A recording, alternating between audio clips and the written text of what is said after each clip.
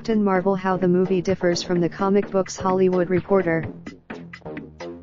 This story contains spoilers for Captain Marvel. Captain Marvel has arrived, and it features characters that are both straight out of the comics, and characters who diverge wildly from the Marvel source material. Those little changes are part of the beauty of the Marvel Cinematic Universe. Even if you are one, in the Brie Larson film, Carol Danvers is a fighter pilot who helps her mentor a Kree defector named Mar-Vell test a light-speed engine. As they try to escape the comic book, Carol Danvers was originally the head of security on the U.S. Air Force base that Mar-Vell's.